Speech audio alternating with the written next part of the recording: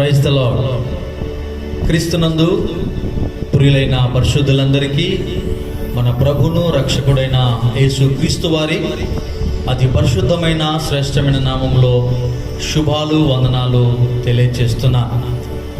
అలాగుననే క్రీస్తునందు ప్రియులు ఘనులు sir Arthur Thomas Cotton foundation వ్యవస్థాపకులైన ఆత్మీయ నాయకులు ప్రియ అన్నయ్య నంబాల ప్రసాద్ గారికి, అమ్మగారికి, అలాగుననే వారి కుటుంబ సభ్యులకునో, అలాగుననే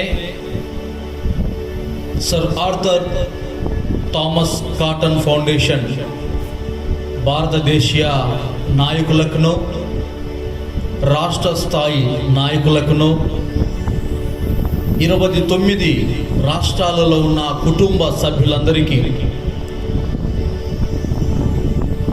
మన ప్రియతమ మహనీయులు ఈ దినం ఈ విధంగా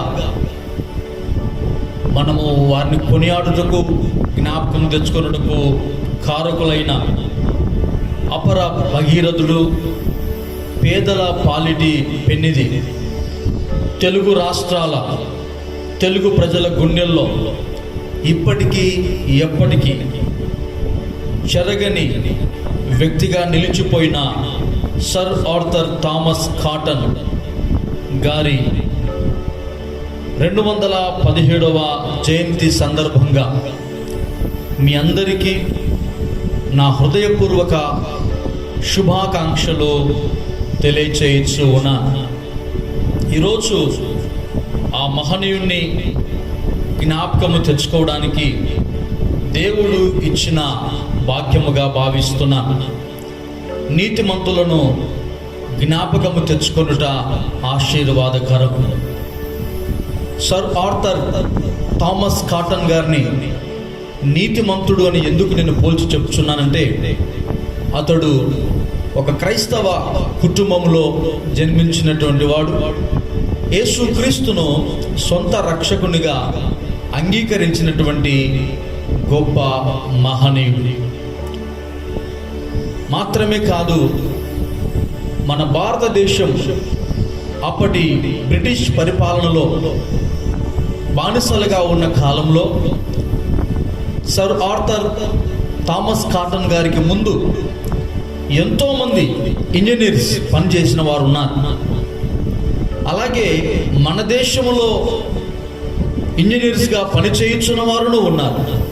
కానీ ఆ కాలంలో గోదావరి పరివాహక ప్రాంతంలో భయంకరమైనటువంటి డొక్కల కరువు మాత్రమే కాదు, బీభత్సమైన వరదలు, సముద్రము ఉప్పొంగి ఊర్లను మృంగివేసి కొన్ని లక్షల మంది ప్రాణాలు కోల్పోవుటకు కారణమైన ఆ ఉప్పెనను గురించి ఒక లోతైన అధ్యయనం చేసి, ఒక అలుపెరగినటువంటి పోరాటం చేసి, బాధ్యతాయుతంగా అతడు మాత్రమే, సర్ ఆర్థర్ థామస్ కాటన్ గారు మాత్రమే గుండె చెల్లింపబడినటువంటి వ్యక్తిగా ఆలోచించుటకు గల కారణం అతడు క్రైస్తవుడు అయినందు చేత.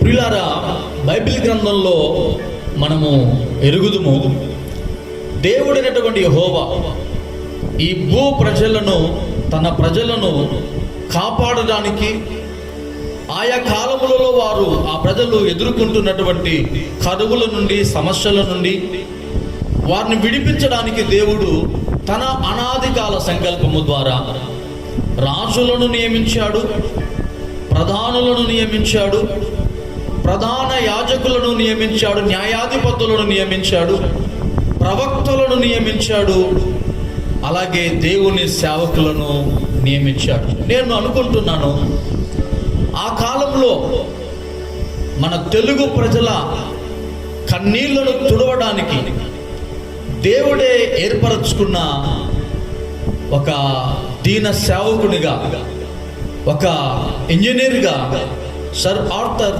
థామస్ కాటన్ గారిని మనము కొనియాడబద్ధులమై ఉన్నాం. దేవుని ఏర్పాటులో ఎన్నిక చేయబడిన వ్యక్తిగా అతడు ఉన్నాడు గనుకనే దావీదును దేవుని ఆత్మ రేపినట్టుగా ఈ తెలుగు ప్రజల కన్నీళ్లను తుడవడానికి దేవుని ఆత్మ చేత రేపబడిన వాడు కాబట్టే కేవలము ఆ దినాల్లో గోదావరి వరదల చేత ఆ సముద్రం ఉప్పొంగి కొన్ని లక్షల మంది చనిపోవడం చేత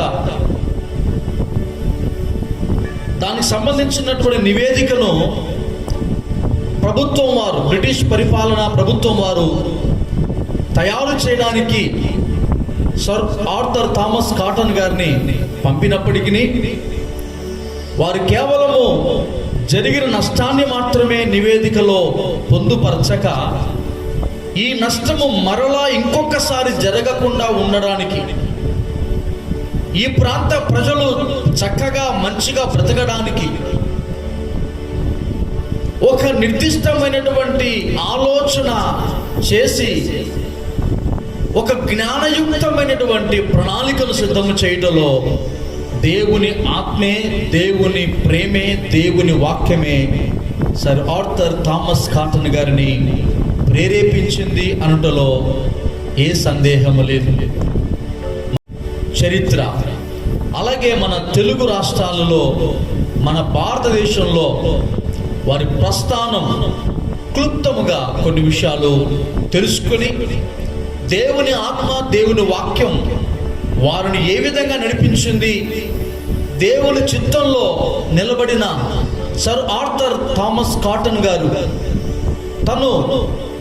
తన యాత్ర ముగించేటువంటి దినముల వరకు దేవుని చిత్తంలో ఎలాగ నిలబడ్డాడు, ఏ విధమైన భారం వచ్చినా ఆ దేవుని చిత్తం తన పట్ల నెరవేర్చబడడానికి ఎంత త్యాగం చేశారన్న విషయాలు వాక్యానుసారంగా మనము ధ్యానం చేద్దాం.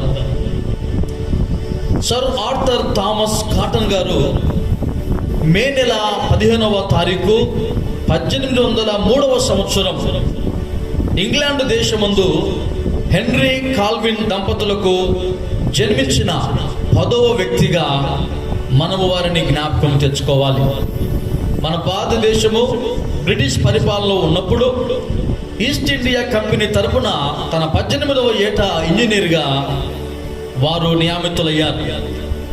1836లో కొలనూరు బ్యారేజ్, మద్రాసు పోర్టు నిర్మించుటలో వారు తన నిపుణతను ప్రదర్శించారు.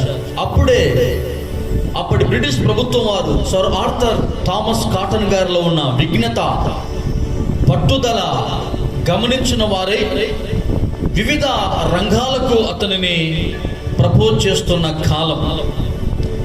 అతి భయంకరమైనటువంటి వరద ఉప్పెన చేత గోదావరి పరివాహక ప్రాంతం లక్షల మంది ప్రాణాలు కోల్పోయినటువంటి ఆ పరిస్థితులలో మద్రాసు అధికారిక బోర్డు వారి చేత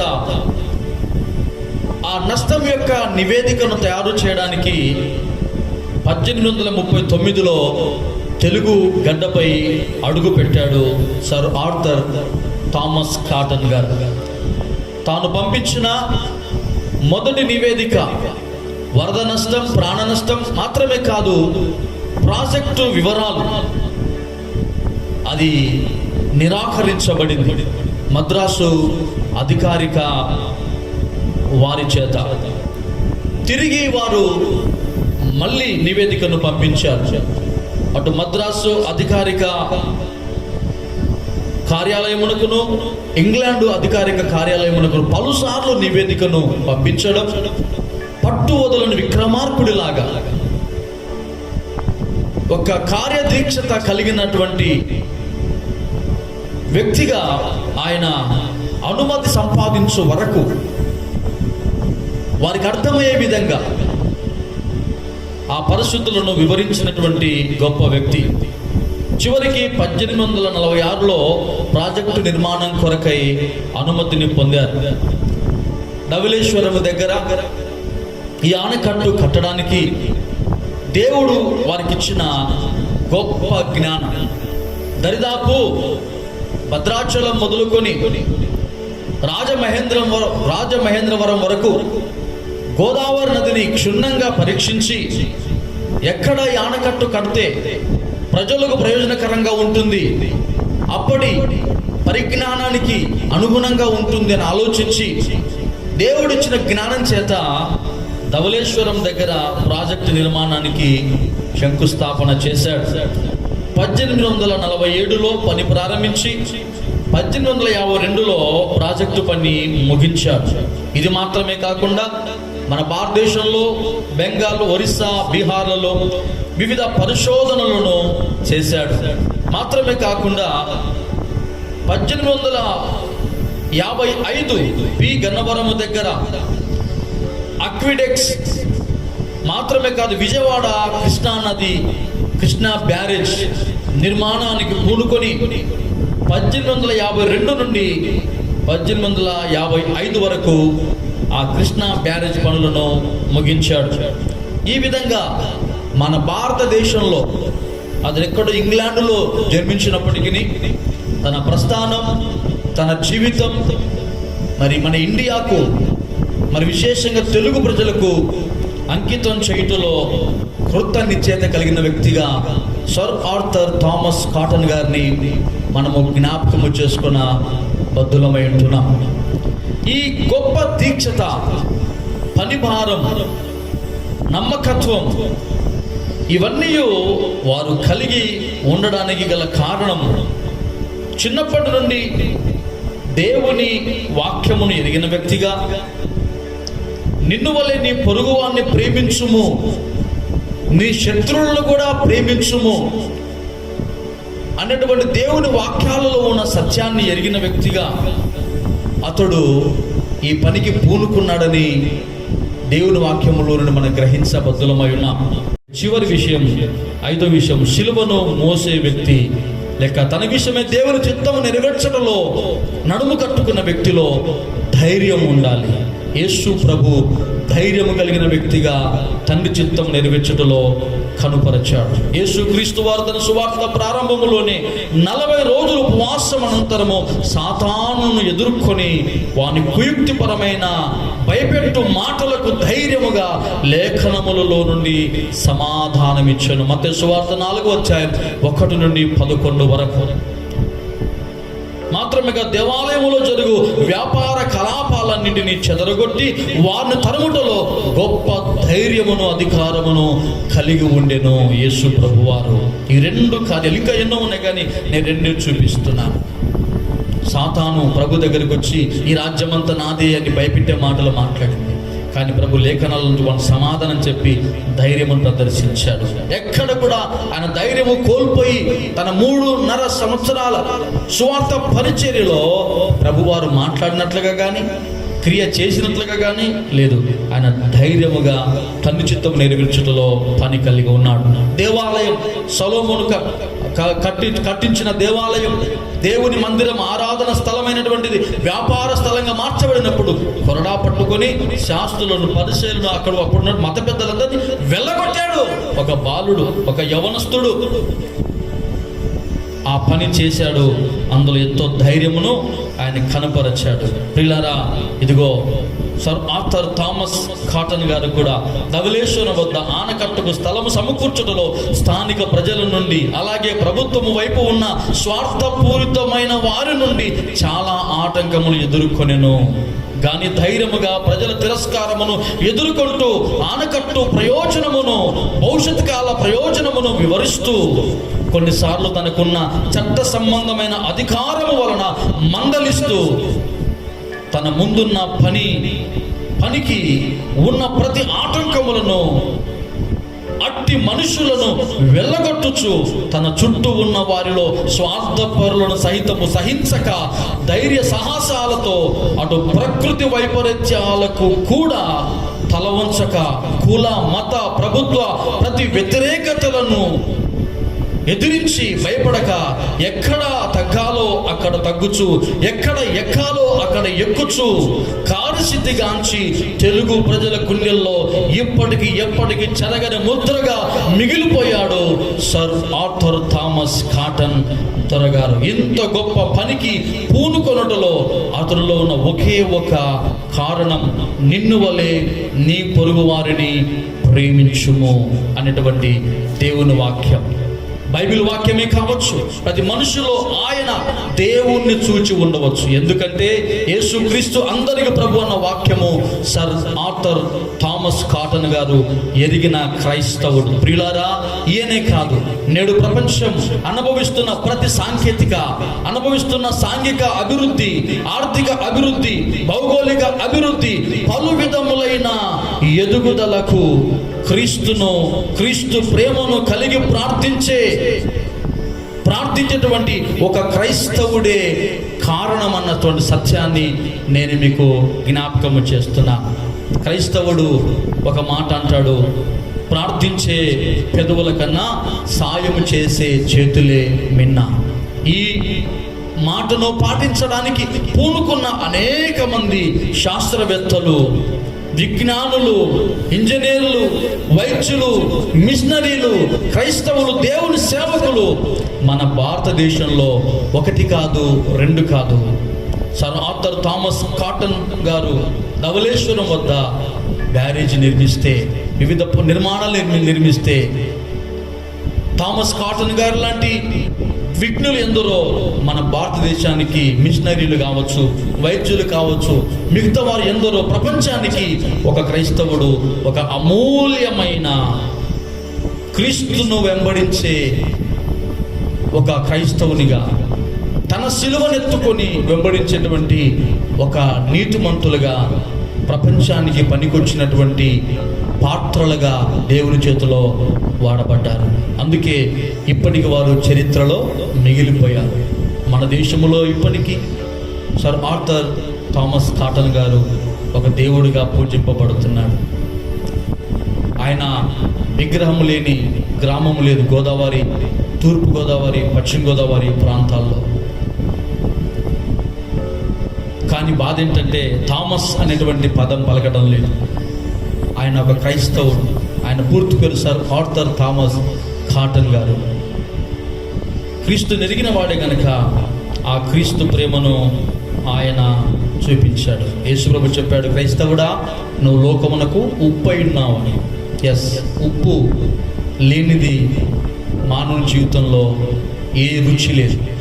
క్రైస్తవుడు లేనిది ప్రపంచంలో ఏ వ్యక్తికి, ఏ వ్యవస్థకు ఏ రుచి లేదు, ఏ మనుగడ లేదు. కనుక ఈ సమయంలో మహనీయుడు, అపర భగీరథుడు, పేదల పాలిటి పెన్నిది, దేవునిచే నియమించబడిన గొప్ప వ్యక్తి సర్ ఆర్థర్ థామస్ కాటన్ గారి యొక్క 2217వ జయంతిని పురస్కరించుకొని మీకు శుభాకాంక్షలు చెప్పడానికి ఈ కొంత సమయం వారి జీవితాన్ని యేసుక్రీస్తుతో పోల్చి, యేసుక్రీస్తు వాక్యముతో పోల్చి చెప్పడానికి నాకు ఈ గొప్ప అవకాశం ఇచ్చినందుకు మరి మా ఆత్మీయ నాయకులు sir Arthur Thomas Cotton foundation వ్యవస్థాపకులైన ప్రసాద్ అన్నయ్యకు, అక్కకు, వారి కుటుంబ సభ్యులకు, అలాగే దేశీయ నాయకులు, భారతదేశ స్థాయి నాయకులు, ఎస్ఐటిసిఎఫ్లో రాష్ట్ర స్థాయి నాయకులకు, అలాగే జిల్లా స్థాయి, మండల స్థాయి నాయకులకు, కుటుంబ సభ్యులందరికీ మరొకసారి శుభాకాంక్షలు తెలియజేస్తూ, ఇచ్చిన అవకాశాన్ని బట్టి పెద్దలకు హృదయపూర్వకమైనటువంటి వందనాలు తెలియజేస్తూ నేను ఈ మాటలు ముగిస్తున్నాను. దేవుడి మాటలు దీవించును గాక. చిన్న ప్రార్థన చేద్దాం. ప్రేమ స్వరూపుడమైన తండ్రి, నాయనా, మహనీయుడు నీ సేవకుడు, నీ చేత పంపబడినటువంటి సర్ ఆర్థర్ థామస్ కాటన్ గారిని బట్టి వారి 217వ జయంతిని మీ జ్ఞాపకం తెచ్చుకుంటూ, ప్రభువా నీతిమంతుని మీ జ్ఞాపకం తెచ్చుకుంటూ, మా భారతదేశానికి వారు చేసిన సేవలను జ్ఞాపకం తెచ్చుకుంటూ, దేవా ఆ వ్యక్తి ఎలాగా నీ చిత్తం నెరవేర్చడంలో కృతనిశ్చయత కలిగి ఉన్నాడో, మేమును మా విషయమైన మీ చిత్తం నెరవేర్చుటలో కృతనిశ్చయత కలిగి ఉండాలని ఒక నిర్ణయానికి రావడానికి వారి చేత హెచ్చరింపబడిన వారమై ఉన్నామని ప్రార్థిస్తున్నాను. ఈ దినమున ప్రభువా, ఆ మహనీయుని ప్రేరణ స్థాపించబడిన ఈ ఫౌండేషన్ నిశ్చయముగా భారతదేశ ప్రజలందరికీ నాయన ఆశీర్వాదకరంగా వర్ధిల్ల చేయమని ప్రార్థిస్తూ, మా నాయకులను అధికార యంత్రాంగం అంతటిని మీ చేతులకు అప్పగిస్తూ యేసు పేరిట అడుగుచున్నాను తండ్రి. ఆమేన్, ఆమేన్, ఆమేన్. Thank you. అందరికీ ప్రైజ్ ది లార్డ్.